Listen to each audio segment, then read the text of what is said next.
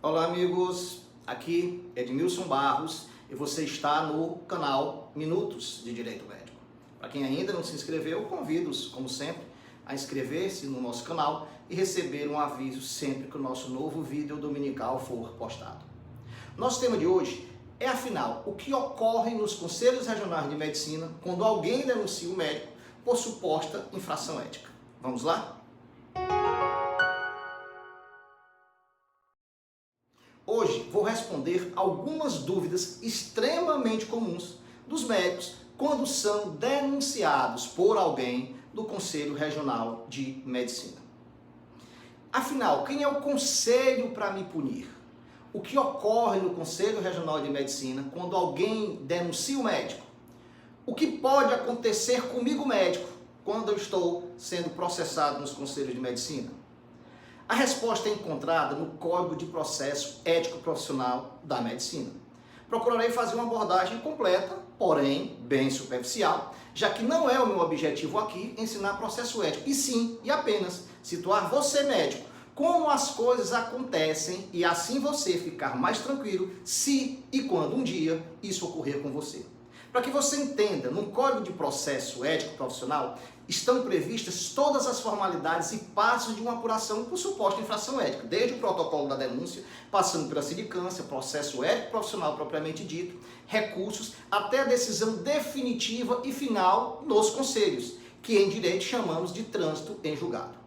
Sempre começa por uma investigação mais superficial, tomada pelo próprio conselho, iniciativa do próprio conselho, ou de uma denúncia, e isso começa um procedimento chamado sindicância, que pode ser grosseiramente comparada com o inquérito policial do processo penal, e busca avaliar se há ou não indícios de infração da ética médica, independente de identificar no primeiro momento se há ou não um determinado médico infrator. Neste momento, a identificação do médico é meramente acidental. Identificados indícios da existência de infração ética, a sindicância é transformada em processo e assim se vai investigar a fundo o fato e identificar o infrator. A sindicância e o processo ético profissional, vulgarmente conhecido como PEP, nos conselhos de medicina, tramitam sempre em sigilo processual.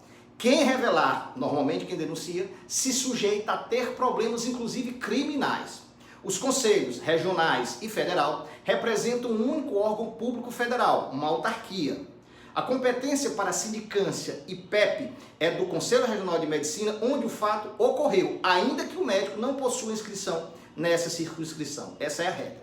A sindicância será instalada de ofício pelo próprio CRM, ou seja, não teve denunciante, ou mediante uma denúncia escrita ou verbal, com identificação completa de quem denuncia, da qual conste todos os elementos e provas da suposta infração. Importante, denúncia anônima não será aceita.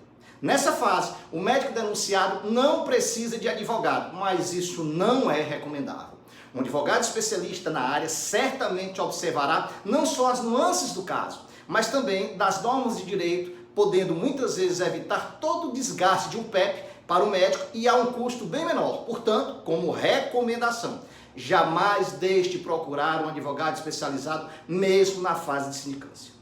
A sindicância pode ser arquivada por desistência do denunciante a critério do CRM e somente será admitida se não houver lesão corporal grave, assédio sexual ou óbito do paciente.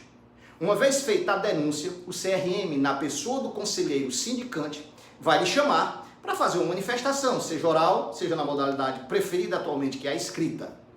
Ouvidos os dois lados, haverá a emissão de votação de um relatório. Esse relatório de sindicância será levado à apreciação da Câmara e pode acontecer uma das situações: instauração de um procedimento administrativo para apurar uma eventual doença incapacitante do médico, se for o caso, ser proposta a conciliação denunciante-denunciado, ser proposto um termo de ajustamento de conduta, também chamado de TAC, ser arquivado se aquilo lhe indicar inexistência de infração ética, ou a instauração de um processo ético profissional, instauração de um PEP.